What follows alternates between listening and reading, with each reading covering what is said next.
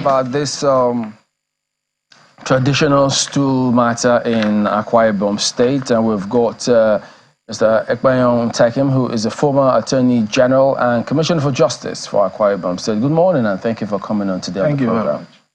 Well, many wonder what's going on, why this is an issue, but looking through the comments of the Commissioner for Information here, just trying to explain some of the facts, where he did state that this paramount rulership matter seems to be the crux of the whole thing. So maybe you start by telling us now, is this about being a paramount ruler? Are you a paramount ruler? I'm a legal practitioner. Okay.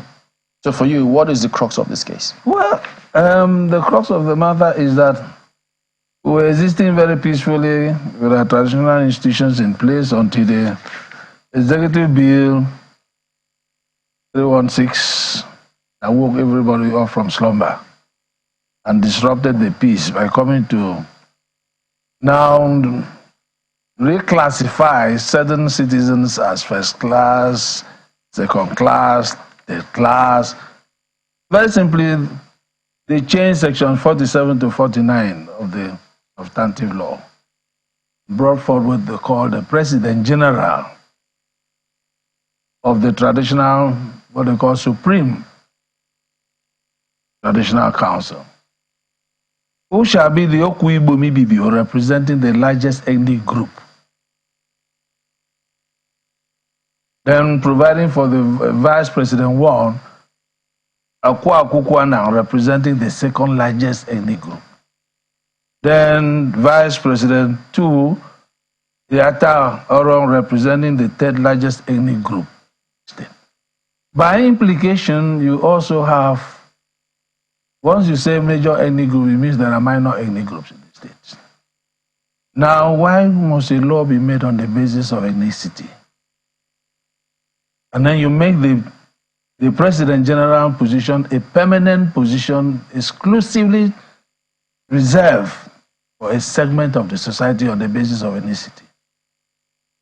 That's the crux of the matter. So, now, from this statement we see from him here, first of all, were you in that meeting for the one in May 2023?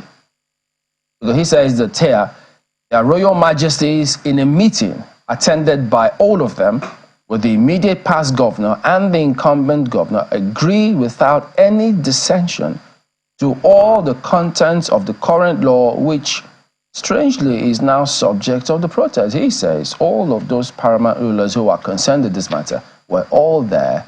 They all agree. Now, why is this an issue now? It's totally unfortunate. We challenge that assertion. And if there was any tape, let them produce it. If there was any agreement, let them produce it. The same traditional rulers they claim to have agreed in private turned out at the public hearing on the 19th of September, and unanimously, these same people that are protesting today said, foul, we don't need it. We are against that law. Is it paramount rulers that are protesting or village heads? No, the paramount rulers. They are the ones protesting? Oh, yes. The meeting that is alleged to have been held was held with the paramount rulers. Now, the same paramount rulers have also written to the governor, perhaps he is not aware. They have also written to the governor and explained the position as to what happened on that date. The former governor was leaving office and called the paramount rulers into a meeting and introduced the incoming governor to them, and now said in passing that my royal fathers, we are going to we have a proposal to restructure your council, the details of which the incoming governor will make available to you. And for the first time, the details were made available to the traditional rulers 48 hours to the public hearing by the House of Assembly on the 19th. Were you in that meeting? No, I wasn't at that meeting, but are there minutes of the meeting? Of that meeting? With the governor? Yes. No, that's it. And we are challenging them to produce the minutes. Now it is the words. Yeah, how do we know that meeting held? Of course, the traditional rulers have informed us. Of course, some of them are my clients. When the matter is in court, we have traditional rulers from my place who have also assembled and have met with me in my office to say, in fact, all the traditional rulers in Anang and all the traditional rulers in Oron traditional rulers in Ibom and Eastern Mbulu have written to the governor to see. So if you said there was a public hearing Yes. on this matter, Yes. and everything went through, how come the law still passed? Fine. The traditional rulers who are opposed to this bill presented themselves and their memo. So not all of them are opposed to it. Of course. I mean, so the majority had their way. For those that... The minority had their say. Yes, had their say. Isn't that the tenet of democracy? That is very well. That's the tenet of democracy. But let us also not underrate or write off salient provisions of the Constitution. The House of Assembly, the House of Assembly is entitled to pass any law of its choice, but it cannot pass a law that is unconstitutional. Discrimination on the basis of ethnicity is unconstitutional. You consider this discrimination? Oh, sure, certainly. When a particular position, the headship of an organization is exclusively reserved for a particular ethnic group in the state. What does that mean? It's not ethnicity? It's not discrimination? If you say that it's reserved for a certain ethnic group, yes, many will wonder, wait a minute, but if you then say majority had their way, minority had their say, yes, so would it not then mean that the Igbos are the majority? There may be. So if they are majority, yes, and they have their way, yes, isn't that democracy? The democracy to the extent that it is not unconstitutional. So the law, according to what you read, the law says that the president's position will go to the Ibibio ethnic group. Is that what the law says? Yes. So and not only go, it is permanent, in perpetuity. In other words, no other ethnic group can occupy that position. And you consider that discriminatory? Oh, absolutely discriminatory. So if what Honorable Idung had told colleagues that the proposed law, among other objectives, seeks to dignify and sustain the integrity of the traditional institution in Akwa Ibom, you don't think that's correct? That's needed? I have heard all that. My brother, it is most unfortunate that it is very ingenious and is very unpardonably how do I put it, inaccurate. You cannot legislate, you cannot by legislation in this democracy legislate monarchy into existence. They are trying to make comparison that is not in existence. You cannot overnight want to equate a traditional ruler in Akwa Ibom State with the Olu of Warri, Sultan of Sokoto, Obong of Calabar. No. These are positions, these are Nigerian pre-colonial monarchies, totally unavailable in Akwa Ibom State.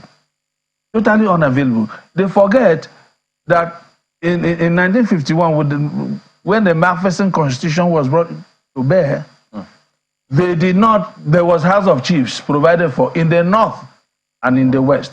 There was none in the east, because east is a Republican community. They had no equivalent dynasties. They had no such kingdoms. There is no kingdom in Akwa Ibom State, and none can be legislated into existence now. So, Mr. Takim, could you just read that section which you say specifically said it was reserved for Ibibio ethnic group? Very well. Clause 3 of this, their proposal says insertion of a new section 47 to 49. 47. The office of the President General of Council. The President General shall be the Okwi Bomi Bibio, representing the largest ethnic group in the state. The President General shall be the supreme head of the council and shall superintend over the affairs of the council. 48. The office of the Vice Presidents 1 and 2 of the council. The Vice President 1 shall be the Akwa Okukwanang, representing the second largest ethnic group in the state. Sub 2, the Vice President 2 shall be the Ataro, representing the third largest ethnic group in the state.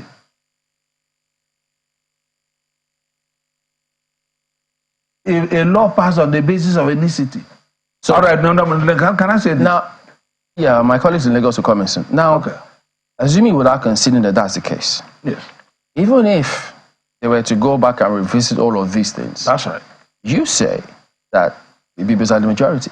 Even if they get back to it all, yes, and they are still the majority, yes, what are the chances that this same thing won't still go and happen in this particular way? Let us not forget that the House of Assembly, by law, is entitled to make constitutional laws that conform to all the provisions of the Constitution, and any law that does not conform to that is a nullity ab initio and is challengeable. 2, they are to make laws for the peace, order, and good governance of Akwa Ibom State. Okay, let's bring in our colleagues in Lagos. Sir, one of the governor's aides on our sister political program, speaking on this same matter, had said that, look, it was the legislation was a result of thorough deliberations by members of the traditional council, the rulers themselves, and all the governor had to do was to assent to it, and that there is room for amendment if the traditional rulers can come together yet again to amend it. But from what you're saying now, it appears as if the State Assembly has gone ahead to assent to the law because there was a seeming division between and amongst members of the traditional council themselves. So if there was that division, is there a possibility, is there room for that amendment as explained by the governor's aide? There's a possibility of amendment. There's a possibility, if they want to do the right thing, there's a possibility of amendment. If they had the will to promulgate this law, they also must have the will to amend. They should not allow ethnic emotions to overwhelm peace, order, and good government of Akwa Ibom State. We cannot just wake up overnight to murder peace in the state, for God's sake. We have existed for 36 years very peacefully. And what is the rush? What is the essence of this law now? Let us say this. We are very suspicious of all these efforts because in recent times we've had situations where suddenly they declared that Akwa Ibom State, after 35 years, had no map. And then decided to make maps and then decided to divide people's lands all over the place and cause mayhem. Now they proceeded in this same traditional matter to now issue certificates of recognition to village heads that are all over the state with an Ibibio title of a Teidum, a nomenclature unavailable in any other part of the state except Ibibio land. Now that was opposed and administratively taken care of, and they changed and brought back the village head. The dust of that did not even die. Now they have brought this. We feel that there is more to this design than meets the eye. You cannot just come and legislate a kingdom into existence in this century, in 2023. You now want to legislate an Ibibio kingdom into existence. But let me say this, for the avoidance of doubt. The majority of the good people of Ibibio land are opposed to this bill, including the traditional rulers of Ibibio land. And majority also of them are opposed to this bill. Yeah. This is crafted by just a tiny portion of, with the greatest respect, politically minded and ambitious Ibibio friends. Well, it's also interesting that there is a group also in Akwa Ibom, Akwa Ibom United Front and the Peace Advocacy Initiative, claiming that it's also politically motivated. My question around this goes straight to the membership of the House of Assembly. As you mentioned, there was a public hearing, and I believe that the members of the House come from various parts of the state, including some of the traditional rulers who you say are not happy with this decision. So I'm wondering how this law could have passed when the members of the House should have gone to speak to their traditional rulers and all of that. So I'm wondering how you think it was possible for that law to pass without the members taking a cue from their traditional rulers. It's a little befuddling, don't you think? They did. They did. I can confirm to you authoritatively that the members from the affected communities of Akwa Ibom State on the floor of the House of Assembly resisted the passage of this bill. And of course, when the Speaker drops his gavel, that's the end of it. He refused to call for the division. When the arguments for and against heated up, of course, instead of that, he simply dropped his gavel and closed the further discussion. And one person walked out, even some people from the other ethnic groups in Akwa Ibom State. Some say that the chairman of Akwa Ibom Polytechnic, which your humble self, that is a position reserved for politicians, and you benefited from that position. And now they say, oh, now you're trying to import politics into this traditional stool. That why don't they just let it be? In fact, they went out to say that you're being sponsored to stoke fire where there's not. Well, whoever says I'm sponsored is absolutely irresponsible. In other words, at my age, I cannot speak truth to whoever it is. At my age, my father taught me two things. He said, look, even if it means standing alone, once you are convinced, speak your mind. You see, this heaven, it will not fall. Two things, don't say something behind. That don't say behind anybody what you cannot say in front of you. So is the chairmanship of Akwa Ibom Polytechnic not reserved for politicians? It's not reserved for politicians. It's reserved for persons. There's no that law that politicians, not persons. No, but that law did not say for politicians. That law didn't say for politicians to talk about. What, in any event, what is the relationship whatsoever between the chairmanship of Akwa Ibom Polytechnic and this obnoxious law? What's the relationship? Well, because they say that, look, if certain people benefited, they reserved it. And then if you're saying that this reserve was which they voted for this one anyway, for that one, they just appoint people. It could have gone to anybody. How do you lobby for it? But it's been going to politicians for a while. Well, a long while. I don't want to take statistics of that.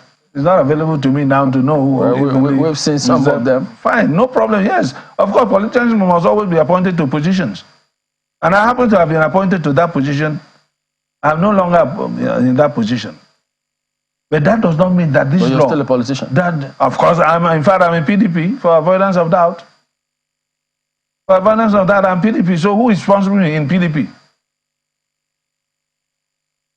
So you think that when my government does anything wrong, I should keep quiet because I'm in a political party? You can't legislate me into extinction. Is this government or national? Or the state assembly? Is the state executive bill.